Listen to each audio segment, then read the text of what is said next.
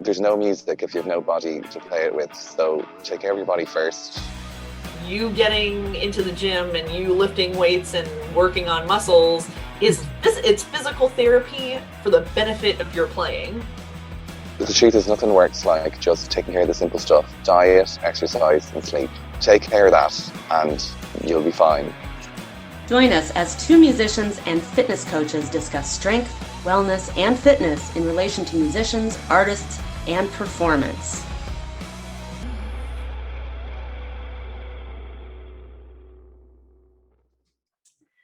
Hello, welcome back to the Tuned In Strong podcast. This is Dr. Jen Cabas-May of Tuned In Tones Performance. And this lovely lady over here is Angela McCuiston of Music Strong. And today we have a somewhat of a special episode for you. And we're going to be talking about when is it okay to shift focus, to move on, to quit, to stop what you're doing in whatever field, whatever you're doing. Well, just, yeah. When is it okay to leave, shift focus, move on, like you said, change direction, do something different, try something different? And we decided to use these descriptions to, because I think it's different for different people, how they feel about it, but it's all the same subject. So if some of those felt good, if you're listening, some of those felt good, some of those didn't.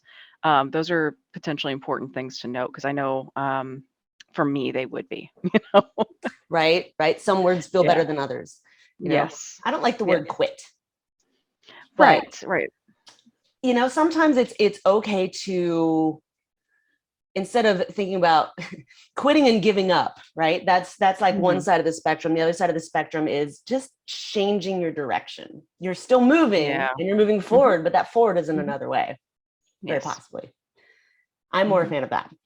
So we've got a little bit to unpack here in the direction we're talking about, but this is very possibly our last episode, which I think we've had a pretty darn good run. I mean, what has it been? 2.5 years? Yeah, something like that. Yeah. But I mean, we've had a lot of different topics, a lot of different guests, all of them relating to, survival and hopefully ways to thrive in the music world. And hopefully this can be one of them, because I think it is something to surviving and thriving for musicians, whether or not you end up still identifying as a musician or not, so I think it's a good way to close things out too. Agreed. And so as we're coming to a close of this podcast, it's one of those things if you go back to our very first episode, we just met, and that's the first time and only time we've actually ever met in person, but we keep trying. Trying and failing. One of these days it's going to happen. But we just talked for hours and thought, well, maybe somebody wants to hear this. And then it just took off into this thing that neither of us planned for it to be. But it's, you hear about other podcasters who have these, they have podcasts that go on for years and years and years and years. And I guess in the back of our mind, at least in my mind, it's like, well, this is going to go on forever. We're going to make all this money and we're going to, blah, blah, blah. But it's a lot of work and it's a lot of time and it's a lot of money and it's just a lot. Right. And sometimes it's okay to just say this has run its course. We feel like, and it's time for us to move on and pursue other things. And I think we really covered the gamut on a lot of things. Yeah, I think we did. And it's, I think this will help maybe transition us into the, next part of this talk too, but there's always, it's not just time and money, which is a huge deal for us, and also in this in this day and age with so much on the internet, it is very hard to get off the ground as a podcast. Very difficult. You really have to be married to it, and man, that's a lot if you're trying to do anything else with your life, right? But then there's also the emotional edge to it. the mental edge to it, which, yeah, so that's not, I mean, we come on here and we talk about stuff and it's great, like we get along. You wouldn't think that there would be anything like that, but at the same time, when you think about it, we are definitely talking about things that are sensitive to us, to a lot of people, sharing our stories, helping other people share their own. And no matter how, put together, in quotes, somebody else seems, especially in music, if you really look at them or if you really know them well, there's almost always stuff that's still processing, stuff that's unprocessed related to what we do. And you may never really know the depth of what that is. So, yeah. True story. So I think what we were talking about earlier, when we were trying to figure out, like, should we just keep this going or should we not? Yeah. And we've alluded to this with other guests, actually, where we've talked about their career choices. Like, I remember we were talking with Brian about how it's okay to not just be a performer, and it's okay to pursue this other path, and it's okay to, whatever. And, it's okay for me to do what I'm doing, and I'm not any less of a musician just because I'm also a personal trainer, and he's also, owns his own company, et cetera, et cetera, et cetera. And I don't think you ever stop being a musician. Once you're a musician, you're always a musician on the inside, just kind of like once a Marine, always a Marine. But, it's sometimes it's okay to shift your focus, and maybe music isn't the path you want to take. And I kind of also alluded to this in my my tirade from the other day, where I called out institutions of higher learning just to do better, right? Because they're not really setting us up for success. They're setting us up to take our money and give us a piece of paper that says, you can play flute good or real good. I mean, like, that's what my two pieces of paper say. I mean, technically, did they set me up to run a business? No. Did they set me up for a career? No.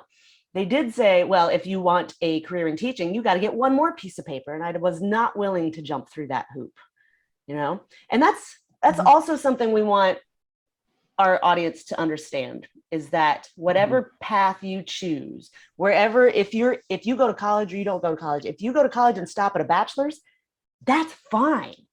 I stopped at a master's. That's fine. If you want a doctorate, that's fine. It's up to you. It shouldn't be someone else's path. Right. They choose for you. Yeah. And that's really something that I know we wanted to unpack also, is that feeling of like doing something because you should, because it's expected.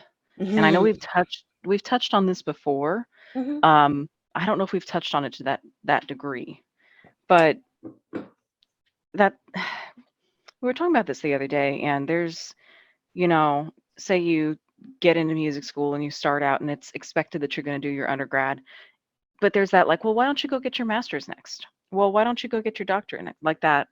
Well, this is the path. Well, this is the path. Well, this is the path. And not that there's not other paths put before you, but it's things like, well, you could audition for orchestras. Well, you could go teach public education. Or, well, why don't you go get your undergrad in education, and then you can get your master's and doctorate in performance, and then you have a fallback career. Oh, I hate that. And it just leads to, it's not leading to, it's, all of these are things that people end up doing because they feel like they're supposed to, not because it's what they want. And that is a recipe for disaster, especially in this field.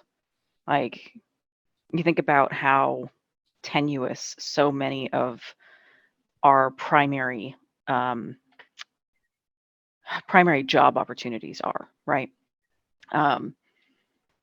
You mean with the orchestras, like teaching, right? With the orchestras, with the teaching, with the like, or okay, well, you're going to go out and create, a chamber ensemble and try to make it big that way. And there's nothing wrong with any of them, but you better love it. You better be willing to be, and I used to use this term metaphorically, and now I mean it literally. You better be willing to be married to that. Yeah. Like, you're not going to make it otherwise. Not that there aren't people who found a way to balance, but it's almost always, yeah. How many musicians do we know who are miserable? Many. Too many.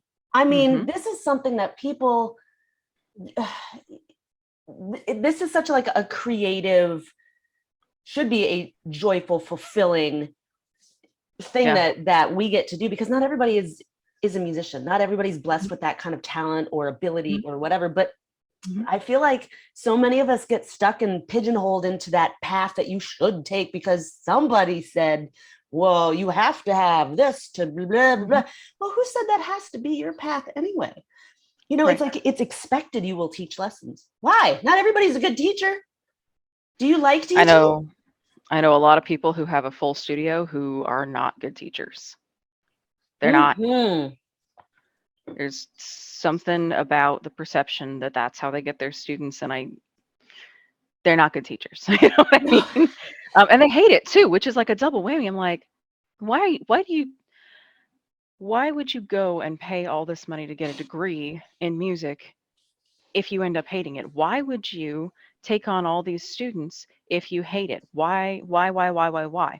And it's again that like nobody goes into music to become rich and famous and like, oh, this is just like a really comfortable career. You know, you go into it because you want to be fulfilled. So when we get into that, like, well, you need to do this and you should do that, and like, oh, well, you're gonna teach. That's just something you're gonna do. That's not why you got into it. That's not why you got into it. You know? Yeah. For some of us, yes, but for a lot of people, no. I understand it's a tool for survival in terms of making money, but do you know how many office jobs there are? Do you know how many remote jobs there are? Yeah. Like, there are other ways. It doesn't have to be teaching if you hate it. Right. Yeah. I mean, you could work if you're not the entrepreneurial type. I mean, there are music companies who are hiring. They're hiring sales reps who love to travel. They're hiring social media people. They're hiring people to work in the shop or to X, Y, and Z. I mean, we're not talking about that. Right. Like, why is that not a viable thing? It is. Right. Well, and especially if you're working the remote job, the office job, or especially if you're in sales floor, which is exhausting. Like you have to be a special type of person to thrive on a sales floor. Maybe I'm that special type of person. You know, so you like sales, you can thrive up there. It really grinds my gears. But I did well in the dungeon doing repair. Oh, no way. No, it's two different personality types. Oh no, I'd look at that and be like, where does the screw go? How many are there? Did I lose it? Oh no, I took my mom's flute.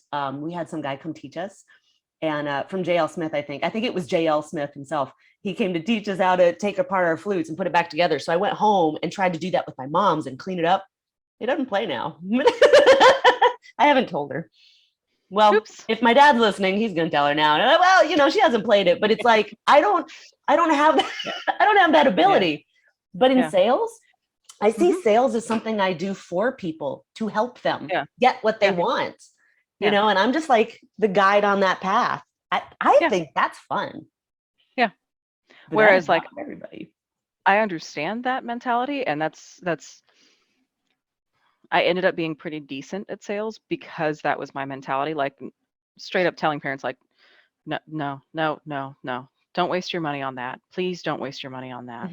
Yep. Like if you came to me and I was teaching your student and I saw that you had that, I would be very upset because somebody ripped you off. You know what I mean? Yeah. But I just don't have the energy to maintain that, which is okay. But that's what we're talking about here is like both of those jobs, and certainly I wasn't long-term a good fit with repair, that's fine. But both of those jobs allowed flexibility enough that that's your good thing kitty. we're editing this episode. What's his name? Heimdall? Heimdall. FYI, both of us have two cats. So and it seems like every guest we have on has a cat. And so it keeps coming up and they keep showing up. And it's just, you know how cats are. Oh, you're on the computer? I should make noise or I should be in the camera. Look at me. Yeah, no, he started this thing now where he'll go and lay in his favorite spot. And if I'm not there to hold him, he'll just yell at me. He's very, very he does yell at you. He does. Yes. Yeah. I consider Levi those his whines at quiet me. muse. Yeah. So Levi back on whines. top. Anyway, so but both of those positions, both the repair position, the sales position, yeah. the office positions, those have been flexible enough for me over the years, doing one or the other or multiples, that I was always able to take gigs. I was always able to teach. For a while, I was juggling adjuncting in another city. You know, Mhm.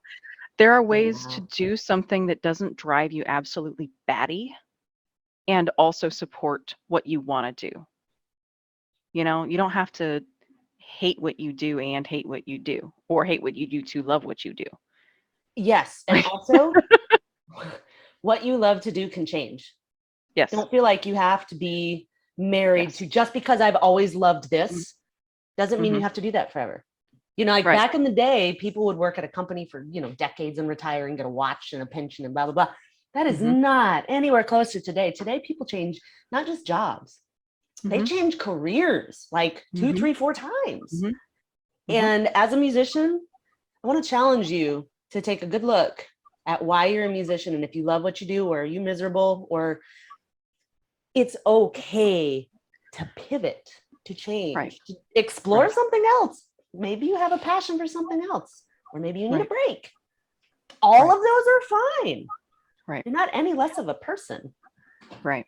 And something that I think needs to be directly stated, because I know you were saying, well, things change over time. Like, Mhm. okay, if you started out high school, middle school, whatever, started with your instrument and you loved it and you loved it and you loved it, and then you get to college and you get through degree 1, degree 2, and degree 3, it's not just that you have spent so many years in it. It's not just that you have aged and changed and matured. You have been living in the music world for however long that is. When you are living in a specific world or in a specific environment, it is entirely possible to develop traumas Mm, and associate them with something you love. yeah, It is absolutely. not only possible, it's common. It's common. And I see it with many people I know. I've got some of those I'm not willing to discuss yet. They Mhm. are what they are. I was avoiding calling them that for so long because we are taught that it's normal. And like, no, just because it's common doesn't mean it's normal. Common. Just like injuries. They're common. They're not normal. Right. And they're not okay. And they are not okay. Nor is trauma. Mm-hmm. So if we think, There's go ahead. no, it's okay. And there's a lot of stuff it's so normal that we don't even think about it. And then there's that shame around, well, Mhm. why do I feel this way? Well, now you have emotional baggage. And sometimes it ties into your instrument, sometimes it ties into your performance, sometimes it ties into your teaching, sometimes it ties into, I don't know, the color red. You know what I mean? Like, you Yeah. don't know until it happens what's going to get tied in. Mhm. But continuing to do something that makes you unhappy just because you've always loved it, like, well, if you're not processing the problems you've had, then you're just constantly hurting yourself, making yourself worse, wondering why you're not succeeding because you have a hard time. Like,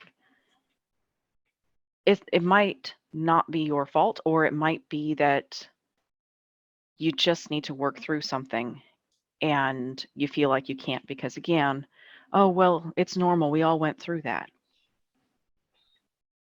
Like, And I you think know what I mean? we touched on this a little bit with the whole toxic teachers episode. Mm-hmm. And we're kind of alluding to all of this without, Yeah. we don't want to get into too many specifics. Your private life No. should be your private life, but Right. it's way too common, especially in our profession, to have traumatic negative experiences around Mm-hmm. music. Mm-hmm. And then those become associated with the thing you love, which kind of tarnishes it, or it Mm-hmm. can tarnish it. Not that it Mm-hmm. does for everybody, but Right.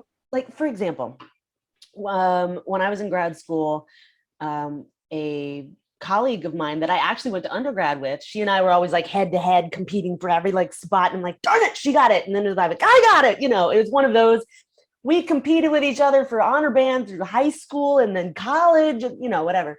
And she went on to get her master's, and where she got her master's just destroyed her. It really, I mean, she came to do her doctorate where I was at Florida State, and I didn't recognize her. Like, she was just beat down and broken. And I'm like, what happened to the vibrant, fun, like person I knew, this flute player who was just on fire and sassy and like talented?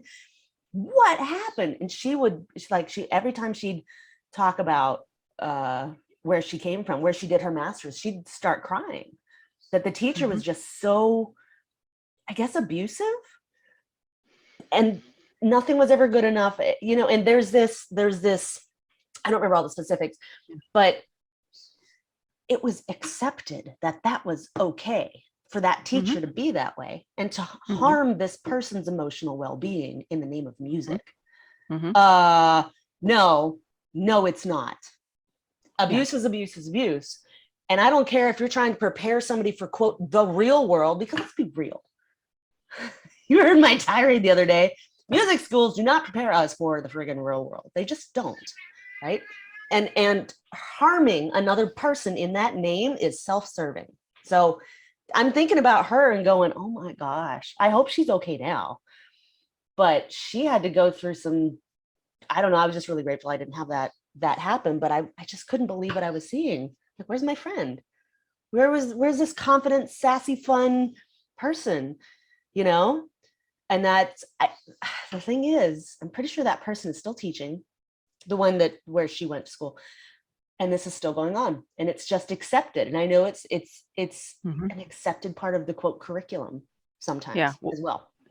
It's that, quote, hard ass teacher. Yes. Oh, well, you don't, I've heard this more times than I care to remember. Oh, well, you don't know what it's like when you get really out there. You're going to get out there and you're going to get into an ensemble and they're going to do this, that, and the other. That is almost always said by somebody who has not been on a real gig in 20 years or more. Bingo. That always drove me insane, because it was always said, almost always, this is just like ironically, you know, how things worked. It was almost always said to me when I was sitting in when I was sitting in a rehearsal for a school group. At the same time, I was, you know, moonlighting in a theater or in an orchestra or other professional ensemble I was getting paid to play for. And, you know, the thing about the professional ensemble, you make a mistake in the first rehearsal, you go, that's me. And as long as the director sees you go, that's me, and you're writing down the mistake with your pencil, they don't care.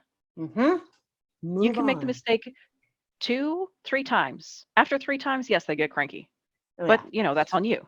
Like, I mean, the session world's a little bit much. I think if you make a mistake, you can get by, but 2 is, but that's the session world. They're very, that's the session world. That's, But there's, so aside from that mistake issue with that, I mean, that kind of segues too into, you know, it might be too early to segue, but it segues too into the, God, there is a not good enough, quote, not good enough complex on every tier of music that I've seen. Oh, yeah. Yeah. The gigging musicians, the ones who just start right off the bat, don't go to school, and just like they're playing in bars, and I consider them working and gigging musicians. Every time I talk to one of them, they find out oh, you're a real musician. Oh, gosh. What? Like, you're working. No, you are the real musician. Right. Like, you are making a living doing what you set out to do, playing music. Like, oh, but you're classically trained. You have the degree, so you're a real musician. No, I've heard that too. No.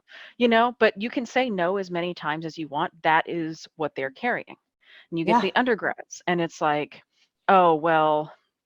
Now, I will say, I feel like the people who get their undergrad and get the orchestra job they want and they just play, those are some of the happiest people I know. Oh, yeah. Like, straight up jealous of them. Right. But the ones who kind of get it in, say, education, and they love education, but they always wanted to do more. But like, there's that like, well, I'm not really like they can get an orchestra gig and be like, yeah, well, I'm not really the best, so and so has a master's, so they should really have that Oh chair, and so gosh, and it's so has always, yeah. so Why are and we so has, comparing? this degree, so they should really get that other teaching job over me. And like, no, no. And at half the time I'm going, the person with a bachelor's is either the better player or the better teacher. But because they don't have that piece of paper, they've got that like, no, I should really step aside and let, you know, you get to the master's and it's like, oh, well, yeah, great, you got a grad degree, but yeah, you wanted to teach at our community college where we haven't been able to fill this position for 10 years. Sorry, you need a doctorate for that. Oh, gosh. And you end up feeling like, well, then what did I get the master's for? Right. Like, oh my gosh. Can we stop with doctorate preferred? Doctorate does not mean you are a better candidate. Do you teach well? Do you have any real world experience? Have you only been in school? What makes that piece of paper say that now you are the best candidate? It has nothing to do with it. The best part about that, the sarcastically best part about all of that, doctorate preferred, because then you're going to have more experience. Like, I need your little pissant community college job to get the experience to be able to teach how I'm supposed to be able to teach when I have my doctorate. Yeah, it was straight up like the day that I tried to get hired by retail. It took me, by the way, I was almost done with my undergrad when I finally got my first retail job. People wouldn't hire me. I finally got an interview. It was because I knew somebody who knew the manager. Finally got an interview. And the managers, and very, very, I loved that manager, don't get me wrong, but we're sitting in the interview and, well, I get that you've got all these grades and all these extracurriculars and you've done this, that, and the other, but like, you don't have any retail experience.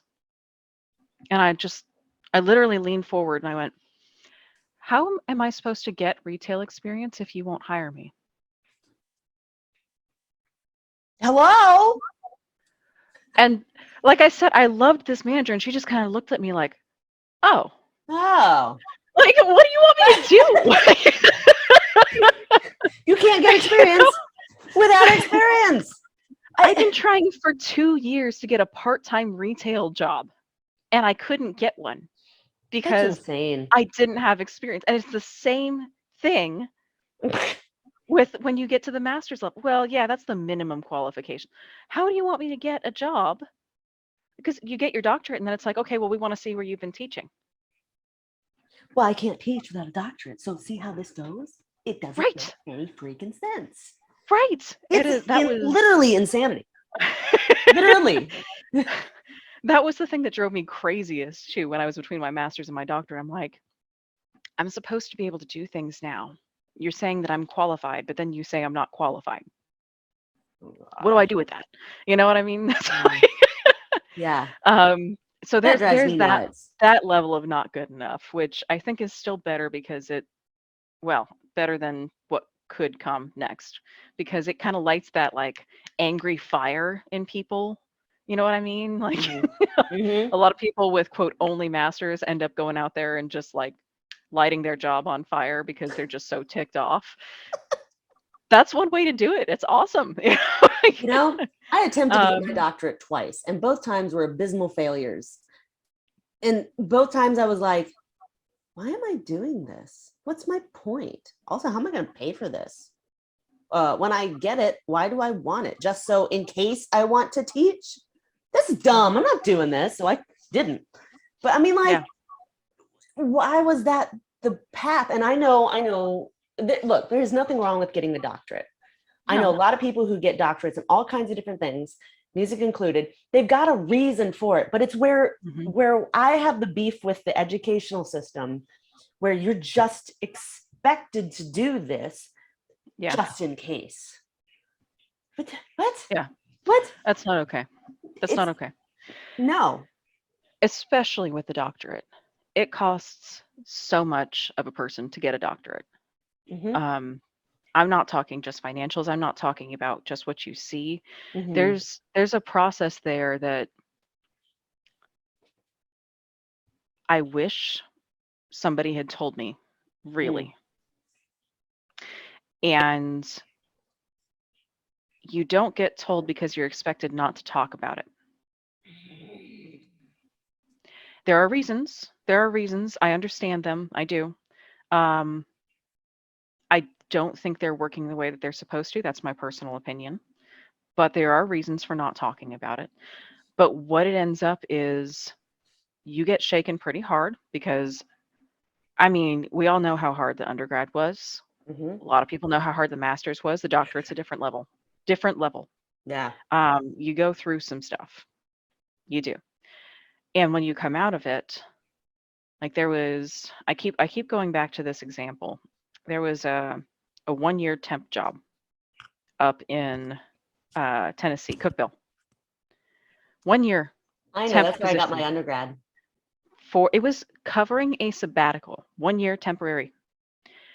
There were 375 applicants. Holy cow. For 1 year? For 1 year. Talk And you about had to have a doctorate. Oh my gosh. 375 doctoral clarinetists trying to apply for a 1-year temp job. Wow. And I'm not saying that to be like, oh, the field is really competitive and there's a lot of us out there, because I remember being a first-year undergrad. And I remember the whole conversation of, I was told this multiple times by multiple people, if you can see yourself doing anything other than music, you should do it. You end up understanding where they're coming from. But when you're 18, 19 years old and you're just getting started, it's a challenge. You know what I mean? Like, and you dig your heels in like, oh, that's not going to be me. That's not going to be me. And it's such the way it comes across at that age is when people start burning out around junior, senior year, they feel like failures. And it's because of that challenge, you know? And it's the same thing when you get, it's the same thing when you get to that level of like, you start talking about, oh, there's 375 applicants for one job. And there's always that little fire when you're starting out and you're like, well, that's okay because I can do it and I'm not going to give up. And that's great. You need it if you're going to make it. But we don't talk about the cost of that. We don't talk about the cost of getting through the degrees, each degree, the personal cost of that. We don't talk about the cost of getting the job, having the job, keeping the job.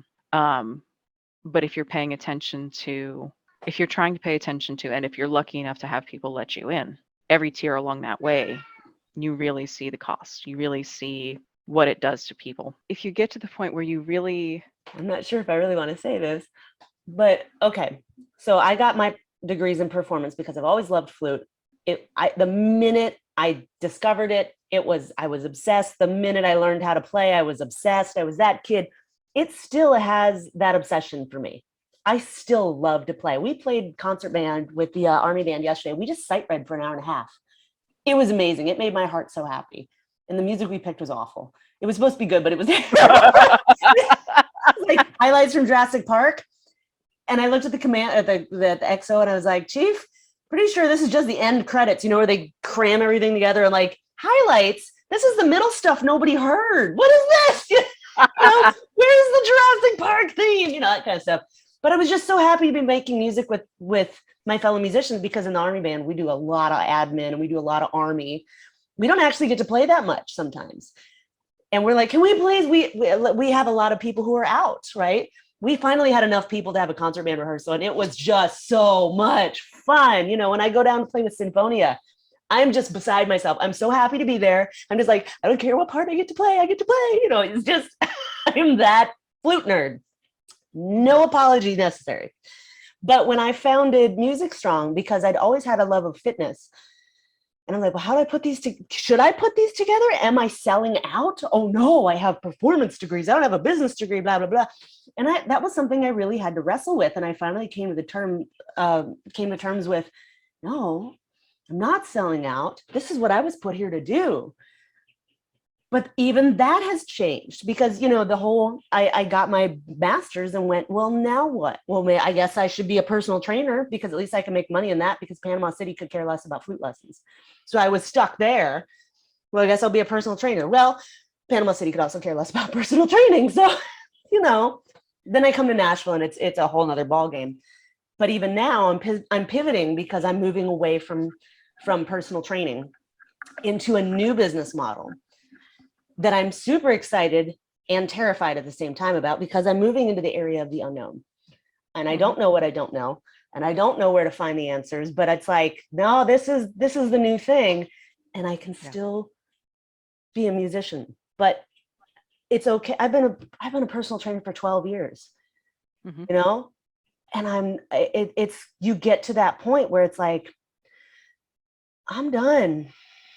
And that's hard for me to say on this show here, but it's okay to transition to another point in life. You have seasons, and I'm way more excited about how I'm going to help so many more people in this other arena than just the one-on-one that I can do with the one-on-one, So it's scary, but it's exciting at the same time.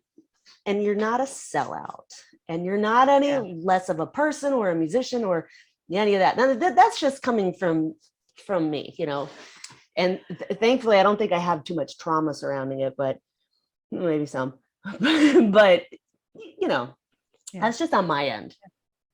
Yeah. But I mean, what you're talking about too is, we see this in the business world. And I know we're very much against comparing ourselves to the business world for whatever reason. But unless you're working for a tiny company, or unless you're just really not a good worker, or one of those people who is just really happy at the ground level. And I so envy those people. Those are some of the happiest people I know. You know what I mean? Like, I really, really wish I could be like that, but most people are not. Most people, you enter the corporate world, you're going for promotions. You don't stay entry level. You don't stay next tier up. Most people go to at least the third tier in a business, especially if it's a large one. It's just, you have seniority, you have experience, you grow, and you don't need to do the small things, quote, small things. And again, not to demean them, but you don't need to do those anymore. Right. Now you have enough experience down there that if you need some sort of challenge, you can move up to the next tier and go, you know what, I can do this. I can manage multiple of these processes and put them together into something new. That's considered normal. Even in a like an old school trade type thing, that would be considered normal. You don't stay apprentice forever. You move up to, journeyman, you move up to, right? Like, yep. But for whatever reason with music, we act like it's not that way, or it can't be that way, because then you're selling out or giving up or whatever it is. And you're moving along your own promotional path. That's the only difference. It's very, by the way, very easy for me to talk like this right now because I am emotionally detached right now. Like, make no mistake, if you're listening, I'm going through some stuff too. I just don't want to talk about it right now. Fine. That's fine. But that comes back to, this podcast has been a season, and it's been a season I've really enjoyed, Yes. But it's okay to pivot and move in another direction, say, hey, we put out some really great stuff. This is going to help a lot of people. And that's it lives forever. It lives beyond us. So we're not selling. It's like, we're not selling out. We're not quitting. It's just okay to admit when some things have run their course, whether it's your career, whether it's a podcast, whether it's, whatever. Yeah. And it's certainly not a breakup. I know everybody sees like, oh, it's the final episode. Something happened. There's a bunch of drama. Like, no. No. We're just tired. We're just tired. Yeah, there's a lot going on for both of us. I know we've touched on like you doing your business changes. We're both concussed. I've got stuff I won't talk about. Stuff I will talk about too. Like, I'm trying to help out here with putting on a Highland Games. It was supposed to be a couple thousand people, including guests, so cool. Strength competition, and now we're hoping for a minimum of 10,000 people. 10,000, Jen. Like Oh, that's what we're fingers crossed, our that's minimum awesome. attendance is. That's the goal. How You know, fun! How freaking fun! So to go from something like where it's like, oh yeah, I can put in a little bit of input here, I can help run some things there, to like, oh, you actually need an administrator. Oh, well, I've been doing that for years. Years and years and years and years and years. Like I had my couple retail jobs, but I've been doing mostly admin for a long time. And oh, you need somebody who can talk to the musicians. I know how to talk to them. Oh, you need somebody who can talk to the dancers and figure out their rules. I danced for 12 years and I'm a musician. Like, it's not the same thing, but I know how to talk to them. I know how to translate that.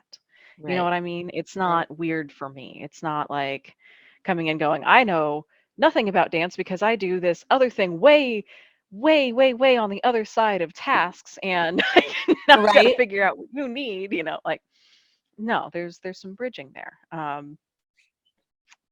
Yeah. So like there's other stuff going on too. It's not like, oh, we don't want to do this anymore, or, oh, there's drama between us. Like, nah. I would say that the friendship we built was one of the best things I've taken away from this podcast. Heck yeah. I think that's what helped us survive this pandemic. We started this right before stuff hit the fan and the world shut down. Right. And we're like, we could do a podcast episode. Yeah. What are you doing tomorrow? Well, I was just gonna sit alone in my house and play with the cats. Let's talk about doms.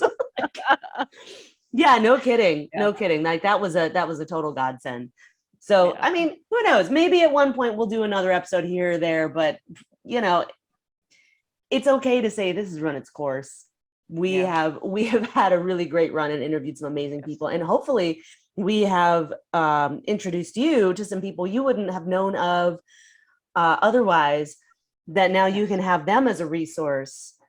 And that was our whole goal, is really to just open up this whole space of what is fitness for musicians, and what does that space look like, and who's in the space, and who are these people, and because this is not something that we talk about. And so we've talked about it, and I think we've talked to a lot of people about a lot of things. It's been a lot of fun. Yeah. So yeah, I think that's a good summary right there. That was about as vague as you can get. We talked to a lot of people, but we did. There's things that I learned about through our podcast. So like if you listen to our podcast and didn't get any resources, you are a very knowledgeable person, and you need to go out and start doing stuff like this too. Like, yeah, seriously. I think back to like the episode with Mike, and listening to the power of words, and then listening to Vinny and how he came from this to being successful doing this, and he just loves his life. The man just exudes amazingness, and talking to, oh my gosh, so many good episodes that we just did by ourselves. I didn't know what Tamani was. Oh no. Until we did this podcast. I'd never heard of that. And I've done my research. So for Tamani to have gotten past me is a big deal. I'm like, with Christine, I want to know about it, with Christine and with Corsinor, all the Focal Dystonia work we did. Oh my gosh, that's been a big one. Yeah. I feel like we've really helped out in the area of Focal Dystonia between Anna and Mark and Joanna. Those have been some of our highest downloaded episodes, are the ones about Focal Dystonia. So if you think that you might be going through that, you are not alone. It is a hot topic. Just looking at the number of people who have watched, listened, or downloaded those episodes. Yeah. People want to know. So you're not alone. Yeah. So don't suffer in silence, okay? Yeah. Please don't. Right. And even though this is our last episode, at least for a while, we might come back and do some bonus episodes like you said, but our last formal episode, even though that's what this is, if you ever have questions, anything related to health and music of any kind, I know we're both happy to talk. Like, even if I totally quit music tomorrow and did nothing but like, you know, Highland Games, organizing Highland Games and waving Scottish flags and stuff like that, I wouldn't care. You know, you could talk to me. Sure, right? Yeah, likewise, you know, I'm really excited for where my brand is going to go. And if I hadn't mentioned it, Music Strong is now trademarked. So that was an exciting thing that finally happened. Yay, I think as of like yesterday. Cool. Yep. So Music Strong is now a trademark.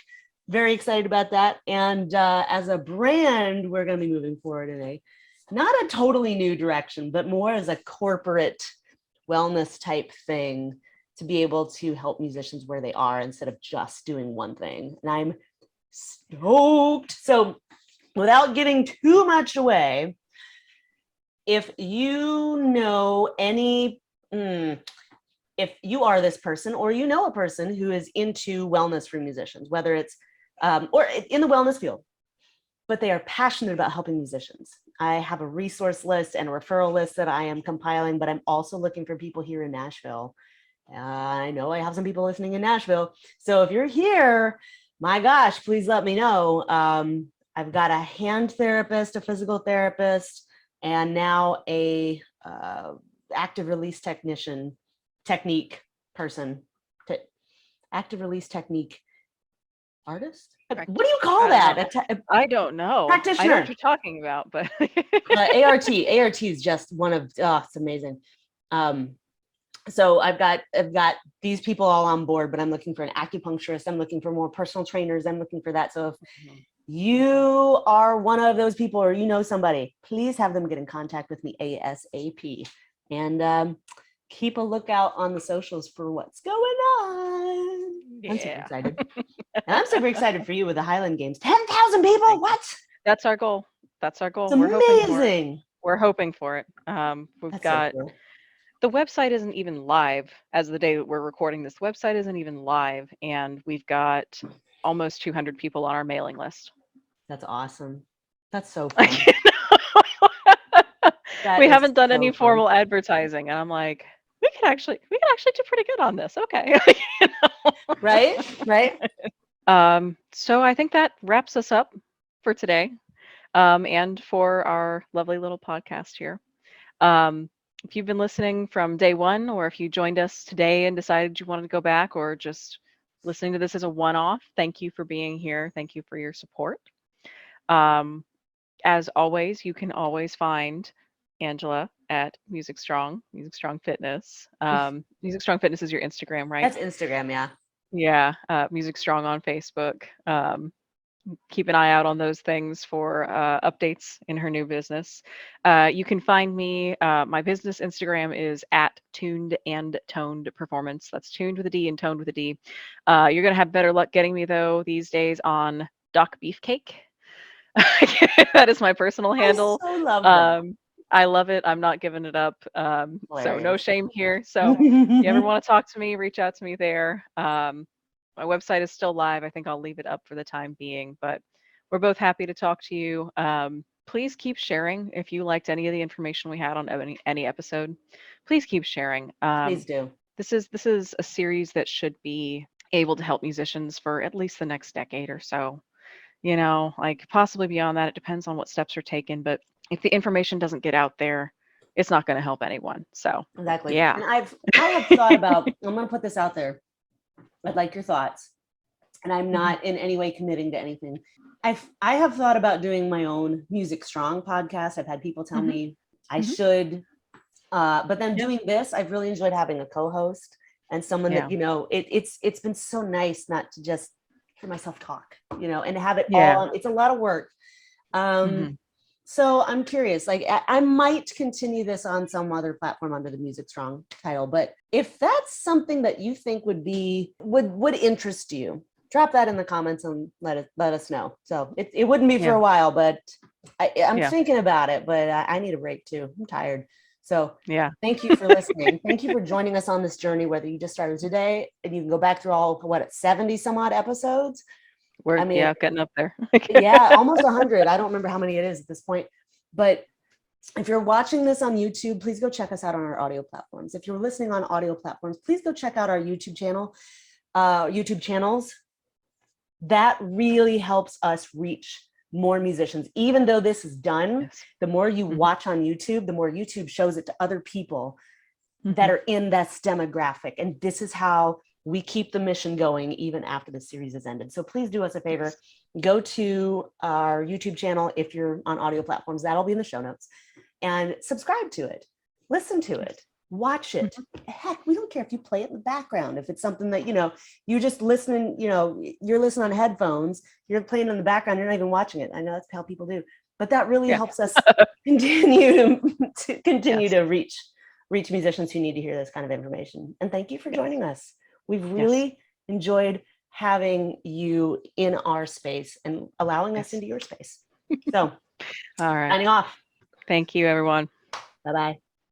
Hey, musicians, did you know that up to 90% of musicians will experience playing-related pain or injury over the course of their career? How many hushed conversations have you heard about a lingering, quote, shoulder pain or a weird tingling in your fingers? Or maybe low back pain or a crampy weakness, or maybe you or your colleague just says, I just have to get through the gig. And you watch them pop Advil like candy, maybe flush it down with whiskey. How many times have we seen something like this? So many, right?